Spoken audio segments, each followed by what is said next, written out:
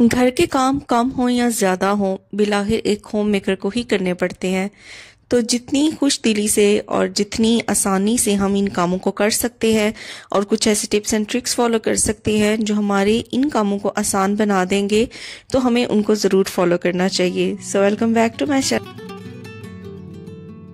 मेरे बेडरूम में ना इस तरीके का ना एक ड्रेसिंग पड़ा हुआ है और इसके ऊपर ना कुछ ऐसे मार्क्स थे जैसे स्कॉच टेप के होते हैं या सेलो टेप के होते हैं। तो वो बहुत ही ना बुरे तरीके से फिक्स हो चुके थे। मैं इनको बहुत तरीकों से क्लीन करने की कोशिश करती थी पर ये रिमूव नहीं होते थे।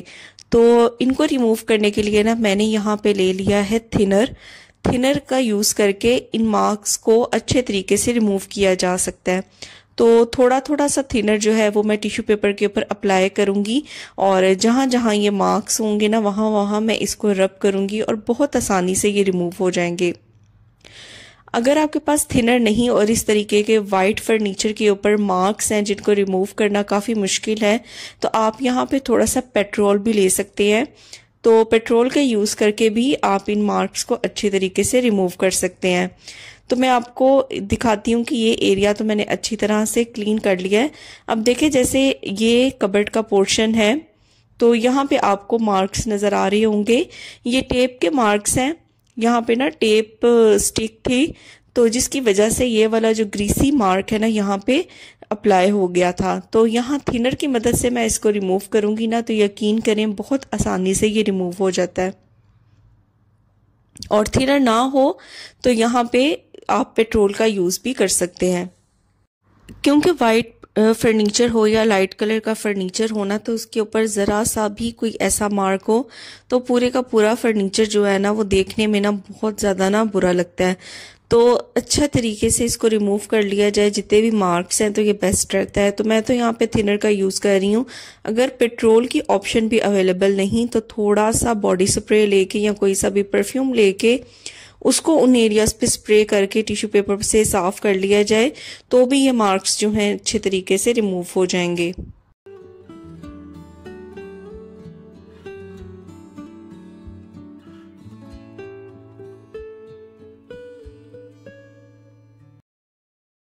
एक बहुत ही इम्पॉर्टेंट काम जो मैं रोज़ाना करती हूँ कि जब भी मैं बेड को बना लेती हूँ प्रॉपर तरीके से तो इसको मैं खुशबूदार बनाने के लिए या महकाने के लिए क्या करती हूँ कि कोई सा भी ना बॉडी स्प्रे मैं ले लेती हूँ और जो पिलोज़ वाली साइड है वहाँ पे भी मैं अच्छे तरीके से स्प्रे कर देती हूँ। जो बेड का पोर्शन है वहाँ पे भी स्प्रे करती हूँ और जो कंफर्टर है या जो भी रज़ाई वगैरह यहाँ पे मैंने बिछाई हुई है उसके ऊपर भी मैं इसको स्प्रे कर देती हूँ। तो यहाँ पे 24 आवर्स आप समझ लें कि एसी जो है वो चलते रहते हैं, इसलिए इस तरह की जो मोटी रज़ाइयाँ होती हैं या कंफर्टर्स होते हैं, ब्लैंकेट्स होते हैं, वो यूज़ होते रहते हैं। इसलिए मैं इसको बेड पे ना इस तरह से बिछा देती हूँ। तो इसको ओपन करके भी ना यहाँ पे मैंने बॉडी स्प्रे जो है वो स्प्रे कर दिया है। इससे जो भी स्मेल वगैरह होती है एक तो वो ख़त्म हो जाती है और पूरे रूम में से ना एक भीनी भीनी सी ना खुशबू आती रहती है।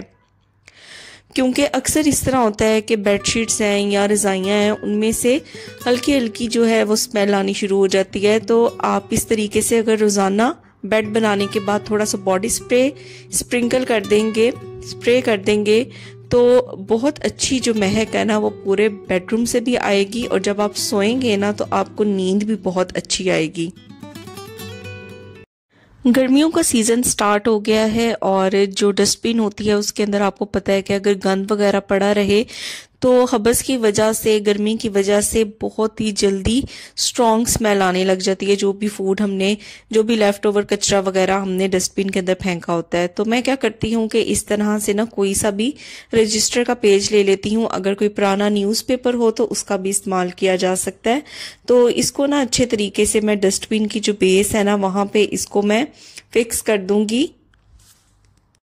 तो यहाँ पे ना मैंने बेकिंग सोडा ले लिया है और ये बेकिंग सोडा जो है तकरीबन इस तरह का ना छोटे स्पून 2 या 3 स्पून जो है वो मैं इस पेपर के ऊपर ऐड कर दूंगी। तो बेकिंग सोडा जो है ना ये बहुत ज़बरदस्त तरीके से बैड ऑडर को, बैड स्मेल को अपने अंदर एब्जॉर्ब कर लेता है। तो उसके बाद ना मैंने ले लिया है ट्रैश बैग तो यहाँ पे जो ट्रैश बैग्स आप देख रहे हैं इनके ऊपर इनकी भी एक्सपायरी डेट लिखी हुई है। ये बायोडिग्रेडेबल होते हैं और जो एक्सपायरी इनकी मेंशन हुई होती है ऊपर तब तक ये सही रहते हैं। तो यहाँ पे जी मैंने ले लिया है ट्रैश बैग और अब इस पेपर के ऊपर और बेकिंग सोडा के ऊपर मैं ट्रैश बैग को अप्लाई कर दूंगी, क्योंकि जब भी अगर कोई लीकेज वगैरह होता है इस ट्रैश बैग के अंदर से तो नीचे पेपर होगा जो उस लीकेज को एब्जॉर्ब कर लेगा और जो बेकिंग सोडा होगा वो डस्टबिन के अंदर से बैड स्मेल को नहीं आने देगा। तो मेरे पास एक और टिप भी है डस्टबिन की स्मेल को ख़त्म करने की, तो इंशाल्लाह किसी और वीडियो में मैं वो टिप भी आपके साथ ज़रूर शेयर करूँगी। पूरे घर की डीप क्लीनिंग तो हम बहुत जोश और खरोश से करते हैं, लेकिन कुछ छोटे छोटे एरियाज और पॉइंट्स ऐसे होते हैं जिनकी क्लीनिंग करना हम अक्सर भूल जाते हैं। और इन एरियाज में कुछ हैं जी ये स्विच बोर्ड्स। तो इन स्विच बोर्ड्स के ऊपर जैसे कि आप देख रहे हैं बहुत ज़्यादा ना गर्द और हमारे हाथ इसके ऊपर हर तरह के लगते रहते हैं, जिसकी वजह से ये काफ़ी ज़्यादा गंदे हो जाते हैं। तो इनको भी क्लीन करना उतना ही ज़रूरी है जितना हम अपने बाकी घर को क्लीन करते हैं। तो इसको क्लीन करने के लिए जाहिर है हम स्विच बोर्ड्स के ऊपर पानी तो अप्लाई कर नहीं सकते, कोई वेट चीज़ अप्लाई नहीं कर सकते।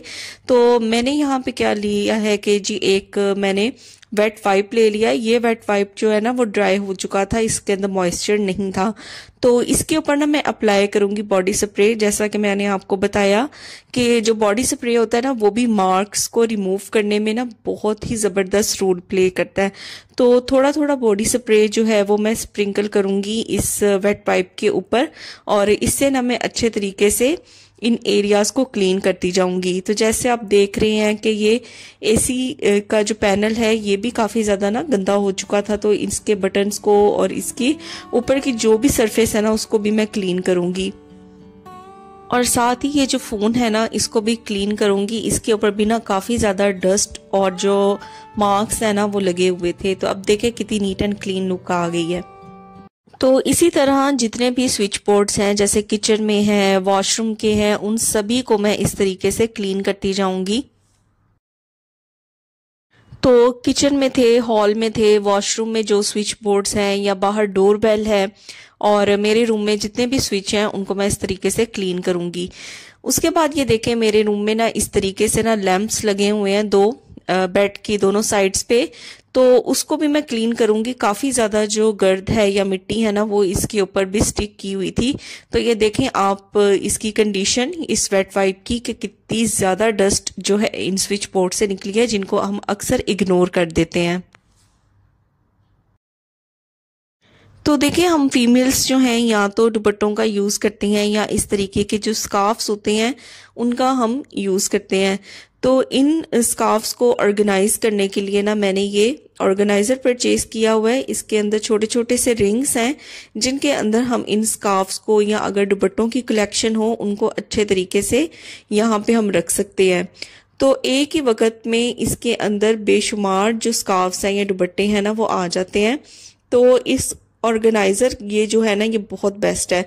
तो मेरा ना ये वाला ऑर्गेनाइज़र फिल हो चुका था और अभी मेरे पास और स्कार्फ्स मौजूद थे। तो इनको मैं किस तरीके से ऑर्गेनाइज करती हूँ, अगर आपके पास भी इस तरह का ऑर्गेनाइज़र नहीं है तो जो तरीका मैं अब फॉलो करने लगी हूँ उसको आप फॉलो करके अपने दुपट्टों को या स्टोलर्स को आप अरेंज कर सकती हैं। तो सबसे पहले तो मैं इनको इस तरीके से फोल्ड लगाती जाऊँगी।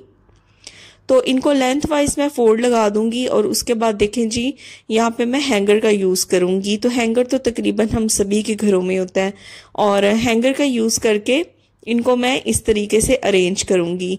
तो इनको प्रॉपर तरीके से अरेंज करके अगर हैंगर में भी रखा जाए ना आप अपने दुपट्टों को या स्कार्फ्स को, तो वो बहुत नीट एंड क्लीन लुक देते हैं और एक ही हैंगर के ऊपर काफ़ी ज़्यादा जो स्कार्फ्स हैं या दुपट्टे हैं ना वो अरेंज हो जाते हैं।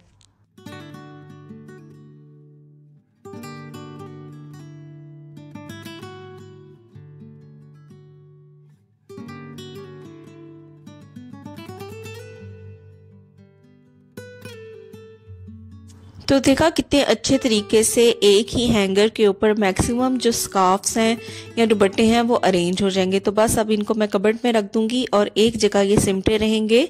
तो इस तरह जो कबर्ड है ना वो मैसी भी नहीं लगेगी और एक नीट एंड क्लीन जो लुक है ना वो आएगी। तो बस मेरी ना यही प्रेफरेंस रहती है कि अपने घर को मैनेज करने के लिए जो तरीके मैं फॉलो करती हूँ मैं वो आपके साथ भी शेयर करूँ, ताकि आप भी इनसे फ़ायदा उठाएं और आप भी अपने घर को प्रॉपर तरीके से मैनेज कर सकें। तो ये थी आज की वीडियो कुछ इंपॉर्टेंट टिप्स एंड ट्रिक्स के साथ। फिर मिलूंगी आपसे नेक्स्ट वीडियो में, जिसके अंदर मैं आपसे मज़ीद important tips and tricks share करूंगी होम मेकिंग से रिलेटेड। Till then take care, bye bye.